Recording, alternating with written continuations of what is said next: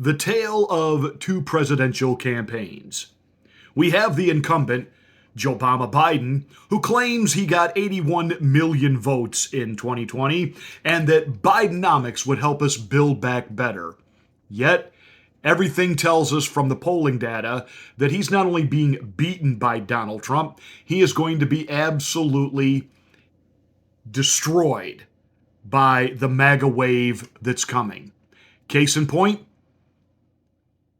President Biden and his family, including grifter and low-life degenerate Hunter Biden, joined the family together in Nantucket, an exclusive little island part of Massachusetts with all the rich, uber-rich, liberal, white privileged who hate MAGA, hate Trump, hate Republicans. It's their little enclave.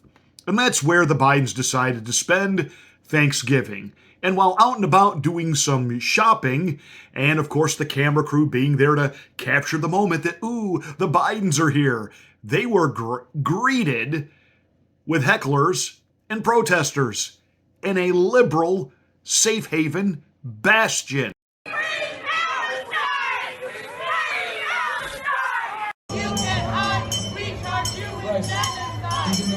Excuse me, this is a community free riding. We respect your right to free speech. We'll just ask this is not a political event. We respect your right to free speech. We hope that everyone enjoys. Biden, you can't hide. You've committed genocide. Biden is not winning on any front when it comes to liberals. He's losing on the economy. He's losing on the border. And now because he can't make up his mind what to do regarding Palestine or Israel, he's losing that as well. Losing and bleeding, hemorrhaging young youth voters by the hundreds of thousands. That said, on the flip side, Donald J. Trump visited a South Carolina University football game, and 50,000 fans greeted him very differently than the liberals greeted Joe Biden in his own, I guess you could say, home advantage, home turf of a liberal bastion as they booed him, jeered him, protested him. Donald Trump, in front of 50,000 fans, just like a couple of weeks ago when Bill Burr's wife flipped him off, he was greeted to waving Trump flags and people cheering, 50,000 strong.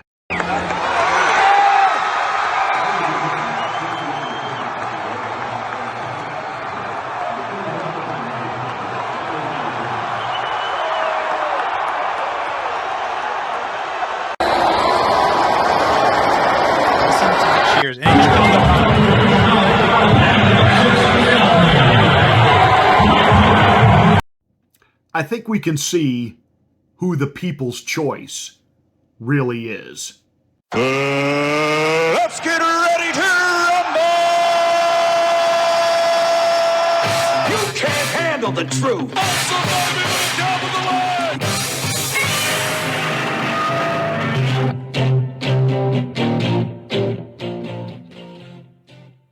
Hi, I'm Pastor Marty. This is the Afternoon Drive. Thank you so much for joining us. Make sure you're a subscriber to the channel. Smack the bell, click the word all to get notification of all of my rants, my ravings, and my undeniably flawless reasonings. Hey, like and share this video. That's how we get the word out that we're here. Let people know that we're here. Thank you so much for helping us with that. Appreciate it. Hope you had yourselves a great Thanksgiving, and let's get into this. Liberals really are waking up to the fact that they've been had. And I'm talking about classic liberals. And classic liberals believe in things like free speech, no censorship. Yet every time they turn around, that's all the fascist Biden administration wants to do, is censor your speech, censor what you can say. And even though certain libloons are trying to make much over book banning in places like Florida, the real party of censorship and limited speech, well, that would be, of course, the Democratic Party. And classic liberals who are about things like free speech, and they're basically anti-war.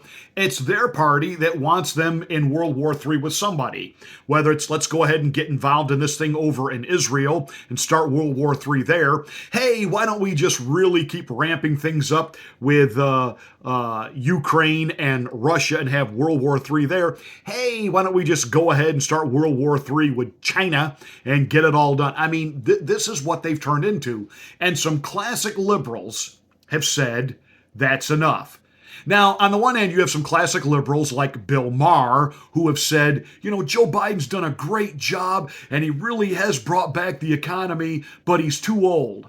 Well, gee, Bill, I guess when, you're a gazillionaire and things like lockdowns didn't affect you because you could send Pedro to the store on your behalf and, money is really no issue for you, I guess you could say that for you, the economy's doing real well. For the rest of the country, not doing so hot. And as a result of that, Bill Maher is the classic liberal, but he can't accept the fact that it's his party, Joe Biden, who's the real fascist. No. See, he's right up there with like Joe Scarborough thinking, that Donald Trump is the fascist who will execute people. And Bill Maher recently had a sit down with Hollywood movie mogul and director Oliver Stone. Now, Oliver Stone, by no stretch of the imagination, is a conservative. And he certainly isn't a Trump conservative. And he has made some controversial movies through the years, including JFK, trying to reveal the real conspiracy behind the JFK assassination. That said, he sat down with Bill Maher, and Bill Maher was shocked to find out what Oliver Stone, the Hollywood movie mogul, had to say about the 2020 election. It's the concept of authoritarian government that is really bothering me, and I think it bothers you. This authoritarian, yes, of course. Biden saying, well, we take the vaccine, and you have. Yes, that's one form of it. I would say the form that Trump is threatening us with is even worse, and which is what? Well, I mean, he doesn't the whole concede thing. elections. The elections only count if we win theory of government. Okay. Well, come on, Trump he still has not conceded the election. He has not conceded. He does not honor the. Okay, I mean, do you know for a fact that he lost? I'm just curious. Okay, you're going to make me. I just don't know all the facts because. Well, I do. Is there a conspiracy theory you don't believe? Oh, come on, Bill. But Oliver, I'm intelligent. Really, that's the best you got, Bill? Well, Trump didn't concede. I'm sorry, did Hillary ever concede 2016? I'm not saying she didn't, come out and say, okay, it's Donald Trump, and then immediately spent the next how many years, any reporter that would give her airtime, talking about Russian interference, Russia collusion. That's not accepting the results, Bill. The Dems never accepted the results of the 2016 election. Donald Trump was constantly referred to as, quote, the illegitimate president. When Oliver Stone, kind of being satirical, said, well, I don't really know what happened. And Bill Maher, with that arrogance that he's so famous for, well, I do. Really? Really? You do, huh? Because we're getting reports of this last election cycle and the fact that there are voting machines that we're now being told about openly did flip votes. And we got problems. You do understand that, right, Bill? Really? I mean, and when the lying legacy corporate corrupt mainstream media tries to spin this last election cycle as just a bloodbath for Republicans and MAGA, no, nay. Every place Donald Trump goes, he is greeted to tens of thousands of people who are cheering for him. Did you know that in South Carolina, Charleston, South Carolina, they have their first conservative Republican mayor since before Reconstruction in the South? Bum. Dallas, Texas flipped from blue to red. The mayor of New York City is leaving the Democratic Party and going to become a Republican. because he has said it is only what the GOP stands for, which is law and order and fiscal conservatism. It's the only thing that can save the major cities of this country. Bum, ba-dum, bum. But Bill, you keep living in that little fantasy land of yours. But see, Oliver Stone has been talking more and more that Joe Biden is not the guy. He's out of his mind. He's not in control of his own faculties, let alone the country, and that he regrets voting for him. This is a potential World War III. This is the same situation as World War I in a sense. If we don't stop this, what Biden is doing, this guy is, I voted for him. I made a mistake. I'm thinking that he was an old man now, that he would calm down, he'd be more mellow and so forth. I didn't see that at all. I see a man who maybe is not in charge of his own administration, who knows, but he's going to fall down somewhere. But it seems that he's dragging us stupidly into a confrontation with a power that's not going to give. Yeah, I said that earlier, that Biden and his administration, they're just hell-bent on starting World War III with somebody. Well, Oliver Stone has also pushed back on this whole idea of Russian interference during the 2016 election cycle, that they hacked into the DNC computer base, and he basically said, I am not buying any of that bullhawk hogwash.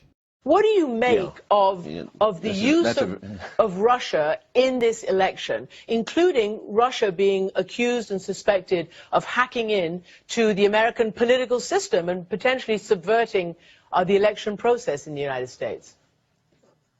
I think it's a great fiction, and it serves a purpose to disguise what's really going on. The intelligence experts that I've talked to have indicated to me that it's probably an inside job, and what's very important, an inside job from where? Often is it from the Democrats, from somebody who's worked at the committee, hacking themselves, or somebody who knows about it.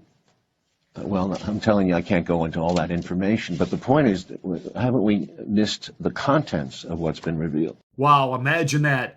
The Hollywood movie titan does more investigation than an actual so-called investigative reporter.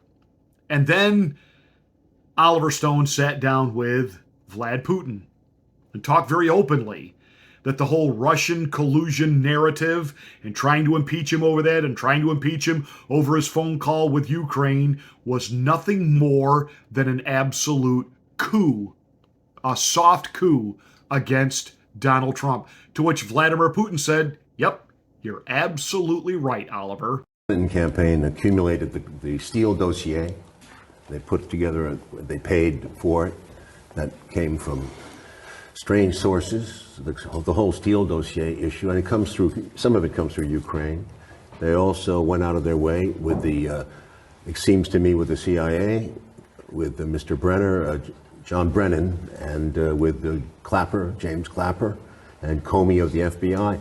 They all seem to have gotten involved, all the intelligence agencies, and in an anti-Trump way.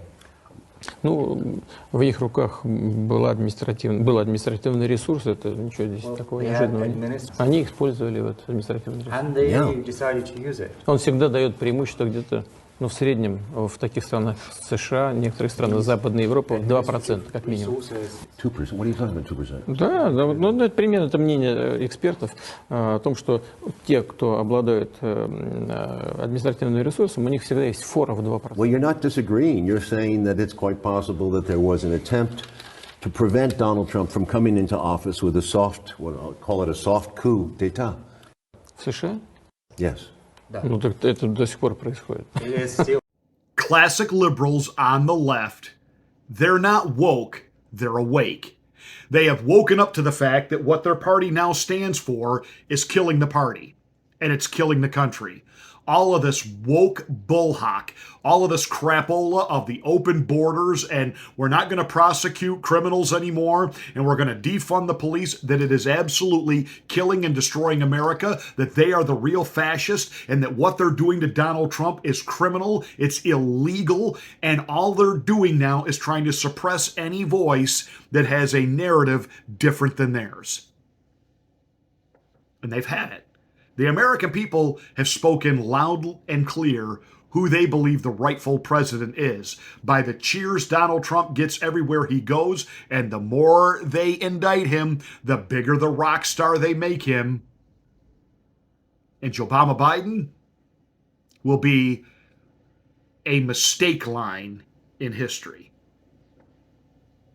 And when you have liberals like Oliver Stone, the guy that made the JFK expose, screaming from the housetops, Houston, we have a problem. Take it to the bank. Houston, we have a problem.